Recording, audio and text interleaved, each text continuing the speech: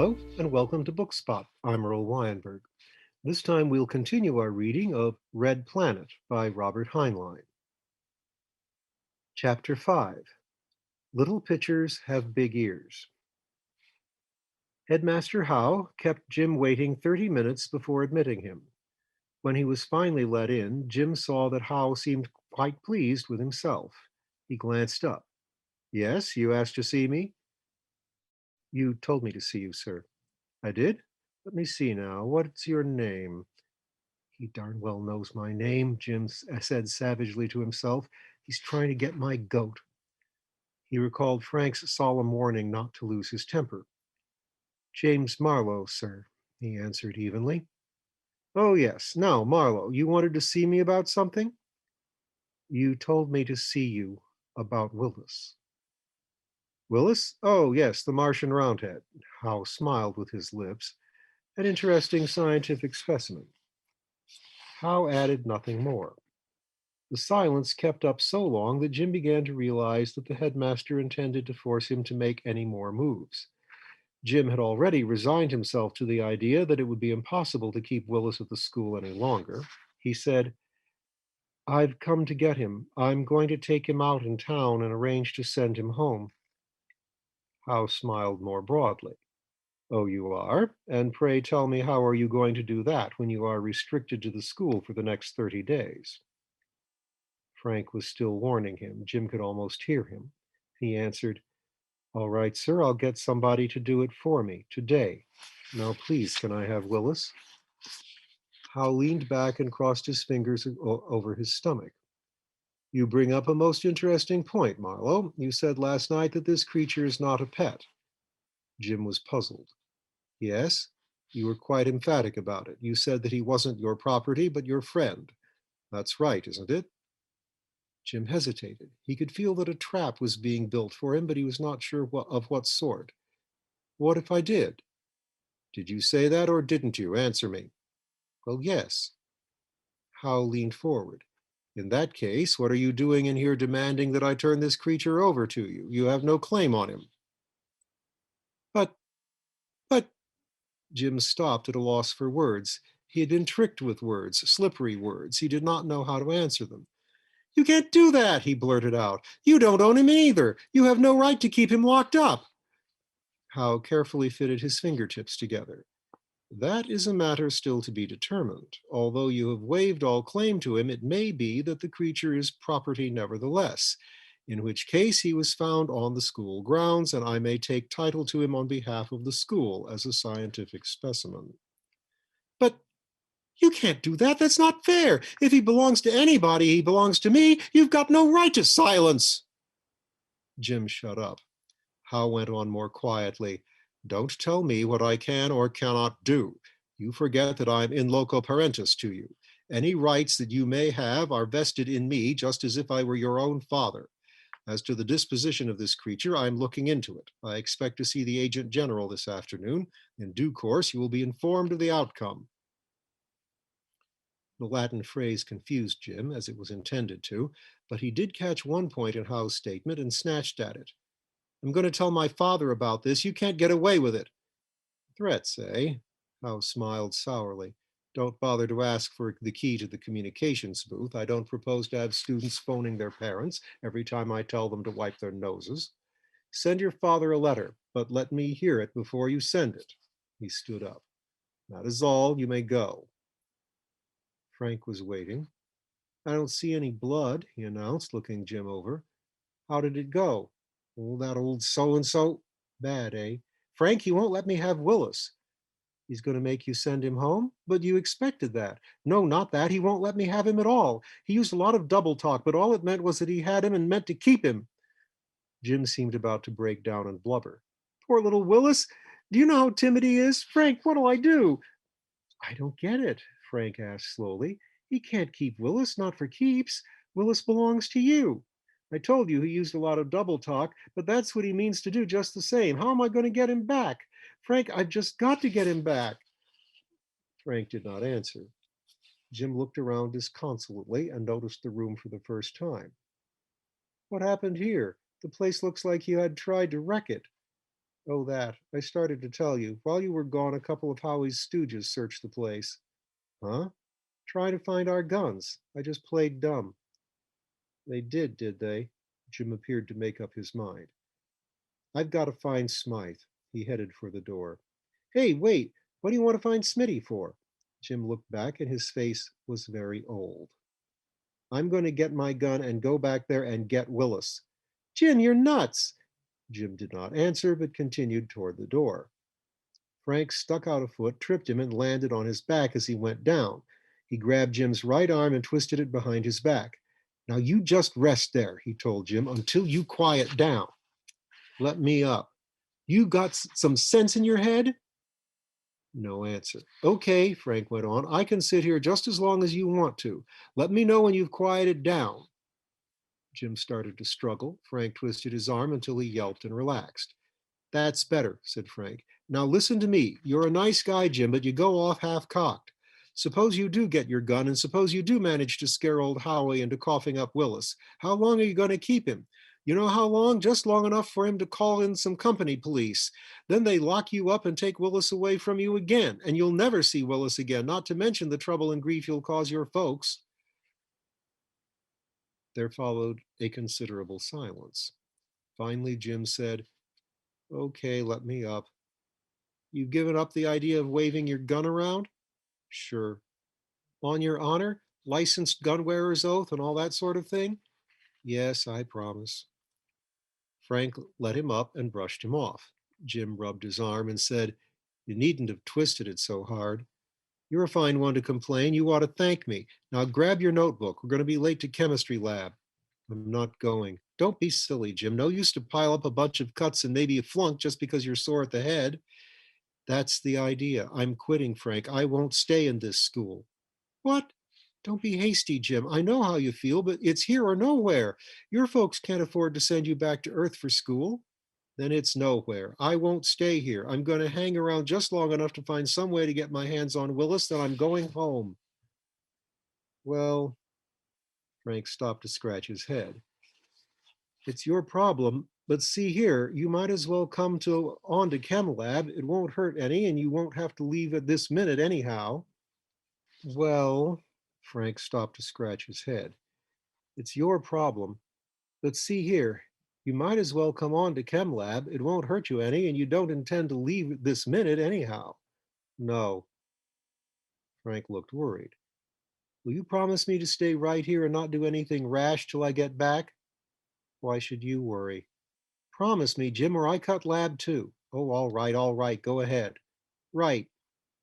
Frank dashed away. When Frank got back, he found Jim sprawled on his bunk. Asleep? No. Figured out what you're going to do? No. Anything you want? No. Your conversation is brilliant, Frank commented and sat down on the study desk. Sorry. Nothing was heard from Hal the rest of that day. Frank managed to persuade Jim to attend classes the next day by pointing out that he did not want to invite attention to himself while he was waiting for an opportunity to grab Willis. Tuesday also passed without word from Hal. Tuesday night, perhaps 2 hours after lights out, Frank suddenly woke up. Something was stirring in the room. Jim, he called softly. Dead silence. Keeping quiet himself, Frank reached out and switched on the lights. Jim was standing near the door. Jim, complained Frank, why didn't you answer me? You trying to scare me to death? Sorry. What's up? What are you doing out of bed? Never mind. You just go back to sleep. Frank climbed out of bed. Oh, no. Not while you've got that wild look in your eye. Now tell Papa. Jim waved him away. I don't want to mix you up in this. Go on back to bed. Think you're big enough to make me? Now cut out the foolishness and give. What's your plan? Reluctantly, Jim explained. It seemed likely to him that Headmaster Howe had Willis locked up somewhere in his office. Jim planned to break in and attempt a rescue. Now, you go back to bed, he finished. If they question you, you don't know anything. You slept all night. Let you tackle it alone? Not likely. Anyhow, you need someone to jigger for you. Frank started fumbling around in their locker. I don't want any help. What are you looking for? Laboratory gloves, answered Frank. You're going to get help whether you want it or not, you thumb-fingered idiot. I don't want you caught. What do you want the gloves for? Ever hear of fingerprints? Sure, but he'll know who did it, and I don't care. I'll be gone. Sure, he'll know, but may not be able to prove it. Here, put these on. Jim accepted the gloves, and with them he tacitly accepted Frank's help in the adventure. Burglary is not common on Mars, and locks are unusual items. As for night watchmen, manpower is not transported through millions of miles of space simply to be used to watch the silent corridors of a boys' school. The principal hazard that Jim and Frank faced in getting to the school's offices was the chance of running into some restless student going to the washroom after hours. They moved as silently as possible and scouted each stretch of corridor before entering it. In a few minutes, they were at the outer door of the offices without, they hoped, having been seen. Jim tried the door. It was locked. Why do they bother to lock this? He whispered. Count of guys like you and me, Frank told him. Go back to the corner and keep your eye peeled. He attacked the latch with his knife. Okay. Jim went to the passageway intersection and kept lookout. 5 minutes later, Frank hissed at him and he went back. What's the matter? Nothing's the matter. Come on. Frank had the outer door open. They tiptoed through the outer office, past recording desks and high stacks of spool files, to an inner door marked Marquis Howe, Headmaster, Private. The lettering on the door was new, and so was the lock. The lock was no mere gesture capable of being picked or sprung with a knife. It was a combination type of titanium steel and would have looked more at home on a safe. Think you can open it? Jim asked cautiously. Frank whistled. Don't be silly. The party's over, Jim. Let's see if we can get back to bed without getting caught. Maybe we can get the door off its hinges. It swings the wrong way. I'd rather try to cut a hole through the partition. He moved aside, knelt down, and tried the point of his knife on the wall. Jim looked things over. There was an air conditioning duct running from the corridor through the room they were in and to the wall of the headmaster's office. The hole for the duct was almost as wide as his shoulders. If he could unscrew the holding flanges and let the duct sag out of the way, no, he could not even get up to it. There was nothing to use as a ladder. The file cabinets were fastened to the floor, he found. There was a small grill set in the bottom of the door to permit the exhaust air to escape from the inner office. It could not be removed, nor would the hole left be large enough to be of use, but he lay down and tried to peer through it. He could see nothing. The room was beyond the dark. He could see nothing. The room beyond was dark. He cupped his hands over it and called out, Willis! Oh, Willis! Willis, boy! Frank came over and said urgently, Cut that out! You trying to get us caught? Shh! Jim put his ear to the grill. They both heard a muffled reply. Jim, boy, Jim. Jim replied, Willis, come here, Willis. He listened. He's in there, he said to Frank. Shut up in something. Obviously, agreed Frank. Now, will you quiet down before somebody comes? We've got to get him out. How are you making out with the wall? No good. There's heavy wire mesh set in the plastic. Well, we've got to get him out. What do we do? We don't do a darn thing, asserted Frank. We're stymied. We go back to bed. You can go back to bed if you want to. I'm going to stay here and get him out. The trouble with you, Jim, is you don't know when you are licked. Come on. No. Shh. Hear anything? Frank listened. I hear something. What is it? It was a scraping noise from inside the inner office. It's Willis trying to get out, Jim stated. Well, he can't. Let's go. No. Jim continued to listen at the grill. Frank waited impatiently, his spirit of adventure by now more than satisfied. He was stretched between a reluctance to run out on Jim and an anxiety to get back to his room before they were caught. The scraping noise continued. After a while, it stopped. There was a soft plop, as if something soft but moderately heavy had fallen a foot or so. Then there was a slight scurrying sound almost beyond hearing. Jim? Jim boy? Willis! Yelped Jim. The bouncer's voice had come to him from just beyond the grill. Jim boy, take Willis home. Yes, yes, stay there, Willis. Jim has to find a way to get Willis out. Willis, get out, the bouncer stated it positively. Frank, Jim said urgently, if we could just find something to use as a crowbar, I could bust the grill out of its frame. I think maybe Willis could squeeze through. We've got nothing like that. We've got nothing but our knives. Think, fella, think. If there's anything in our room, anything at all. Not that I know of. The scraping noise had resumed. Frank added, what's Willis up to? I guess he's trying to get the door open. We've got to find some way to open it for him. Look, I'll boost you up on my shoulders and you take the collar off that air duct. Frank looked the situation over. No good. Even if we get the duct down, there'll be a grill set on the other side of the wall. How do you know? There always is. Jim shut up. Frank was certainly correct, and he knew it. The scraping sound had continued, still continued. Frank dropped on one knee and put his head close to the grill. He listened. Take it easy, he advised Jim after a moment. I think maybe Willis is making out all right by himself. What do you mean? That's a cutting sound if I ever heard one. Huh? Willis can't cut through a door. Many's the time I've locked him up back home. Maybe, maybe not. Maybe he just didn't want to get out bad enough. The scraping sound was more distinct now. A few minutes later, a fine circular line began to show around the grill. Then the portion of the door enclosed by the line fell toward them. For an instant, Willis could be seen through the hole. Sticking out from his tubby body was a clawed pseudolimb 8 inches long and an inch thick. What's that? Demanded Frank.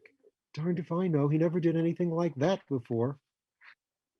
The strange limb withdrew, disappeared inside his body, and the fur closed over the spot, leaving no sign that it had ever existed.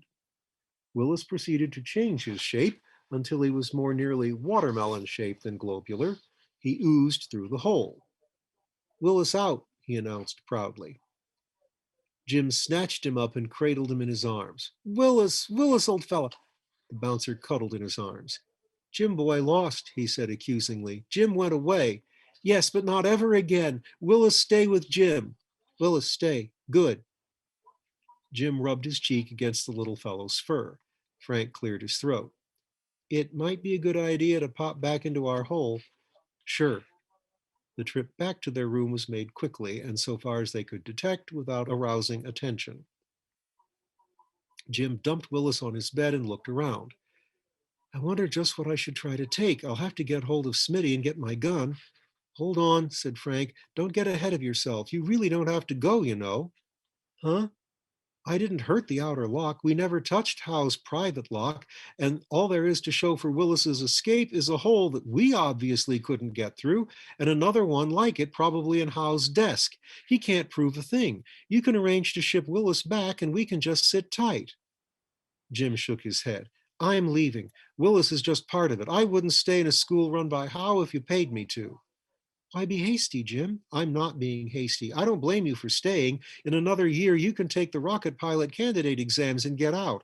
But if you should happen to bust the exams, I'll bet you don't stick here until graduation. No, I probably won't. Have you figured out how you're going to get away without Howe stopping you? You don't dare leave until daylight. It's too cold until then. I'll wait until daylight and just walk out. The idea, Frank said dryly, is to get away. What you want to do is pull a sneak. I think we'd better find a way to keep you under cover until that can be arranged. Chances ought to be good after noon. Jim was about to ask Frank why he thought the chances would be good after noon when Willis repeated the last three words. First, he repeated them in Frank's voice, then he said them again in rich, fruity accents of an older man. Good afternoon, he intoned. Shut up, Willis. Willis said it again. Good afternoon, Mark. Sit down, my boy. Always happy to see you. I've heard that voice, said Frank, puzzlement in his tones. Thank you, General. How do you do, sir? Willis went on, now in the precise, rather precious tones of Headmaster Howe. I know, said Frank. I've heard it on broadcast. It's Beecher, the resident agent general. Shh, said Jim. I want to listen. Willis continued again in the fruity voice. Not bad, not too bad for an old man. Nonsense, General, you're not old, Howe's voice again. Kind of you to say so, my boy, Willis went on. What have you in the bag? Contraband? Willis repeated Howe's sycophantic laugh. Hardly. Just a scientific specimen, a rather interesting curiosity I confiscated from one of the students. There was a short pause, then the fruity voice said, "Bless my boots. Mark, wherever did you find this creature?" "I just told you, sir," came Howe's voice. "I was forced to take it away from one of the students." "Yes, but do you have any idea what you've got?" "Certainly, sir. I looked it up. Eriocephalocydicus excuse me, spare me the learned words, Mark. It's a roundhead, a Martian roundhead. That's not the point. You say you got this from a student. Do you think you could buy it from him?" The fruity voice continued eagerly. Howe's voice answered slowly, "I hardly think so, sir. I am fairly sure he wouldn't want to sell." He hesitated, then went on, "Is it important?" "Important? That depends on what you mean by important," answered the voice of the resident agent general. "Would you say that 60,000 credits was important, or even 70,000? For that is what I am sure the London Zoo will pay for him, over and above the cost of getting him there." "Really? Really? I have a standing order from a broker in London at 50,000 credits. I've never been able to get him one. I'm sure the price can be boosted." "Indeed," Howe agreed cautiously. "That would be a fine thing for the company, wouldn't it?" There was a brief silence, then a hearty laugh. "Mark, my boy, you slay me. Now see here. You are hired to run the school, aren't you?" "Yes." "And I'm hired to look out for the interests of the company, right? We put in a good day's work and earn our pay, leaves 18 hours a day that belongs to each of us personally. Are you hired to find strange specimens?" "No, neither am I. Do you understand me?" "I think I do." "I'm sure you do. After all, I know your uncle quite well. I'm sure he wouldn't have sent his nephew out here without explaining the facts of life to him. He understands them very well himself, I can assure you. The fact is, my boy, that there are unlimited opportunities in a place such as this for a smart man if he will just keep his eyes and ears open. Not graft, you understand." Willis paused. Jim started to say something. Frank said, "Shut up. We don't want to miss any of this." The resident's voice continued, "Not graft at all. Legitimate business opportunities that are the natural concomitants of our office. Now, about this student, what will it take to convince him he should sell? We wouldn't offer him too much, or he'll become suspicious. We mustn't have that." Howe was slow in replying. "I'm almost certain he won't sell, General, but there is another way, possibly." "Yes, I don't understand." The boys heard Howe explain his peculiar theory of ownership with respect to Willis. They could not see Beecher dig Howe in the ribs, but they could hear his choked laughter. "Oh, that's rich. Mark, you slay me. You really do. Your talents are wasted as a school teacher. You should be a resident." "Well," Howe's voice replied, "I hardly expect to teach school all my life." "You won't, you won't. We'll find an agency for you. After all, the school will be smaller and of less importance after the non-migration policy goes into effect." "What's he talking about?" whispered Frank. "Quiet," Jim answered. "Is there any news about that?" Hal wanted to know. "I expect to hear from your uncle momentarily. You might stop in again this evening, my boy. I may have news." The remainder of the conversation was of no special interest, but Willis plowed on with it nevertheless. The boys listened until Howe had made his farewell, after which Willis shut up. Jim was frothing.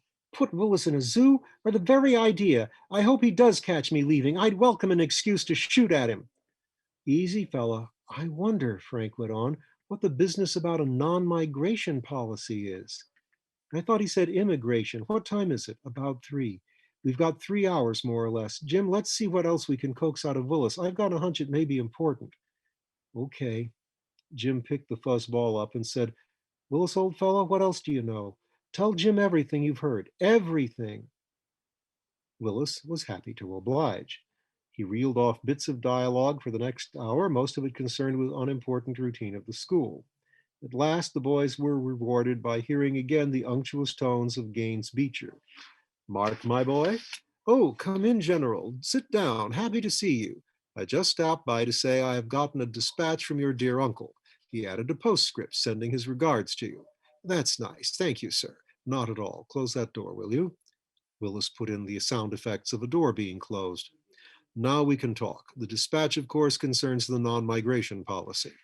Yes, I'm happy to say that the board came around to your uncle's point of view.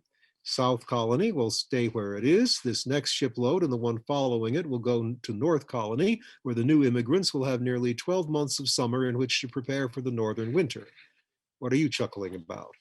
Nothing important, sir. One of the students, a great lout named Kelly, was telling me today what his father was going to do to me when he came through here at migration.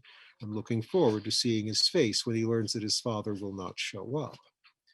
You're not to tell him anything of the sort, the resident's voice said sharply. Eh?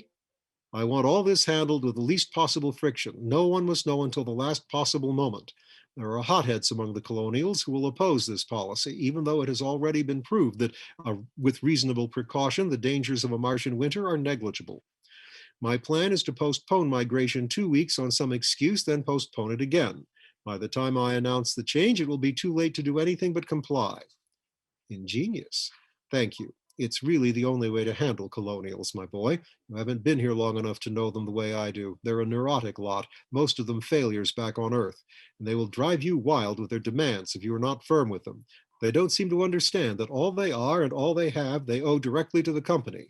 Take this new policy. If you let the colonists have their own way, they would continue to follow the sun like so many rich playboys at the company's expense. Willis shifted to Howe's voice. I quite agree. If their children are any guide, they are a rebellious and unruly lot. Really shiftless, agreed the old other voice. You must be firm with them. I must be going. Oh, about that specimen. You have it in a safe place? Yes, indeed, sir. Locked in this cabinet. It might be better to bring it to my quarters. Hardly necessary, Howe's voice denied. Notice the lock on the door? It'll be safe. There were goodbyes said, and Willis shut up. Frank muttered savagely to himself. It gets cold on Mars if you can't migrate to where there's summer. We'll find out more about that next time.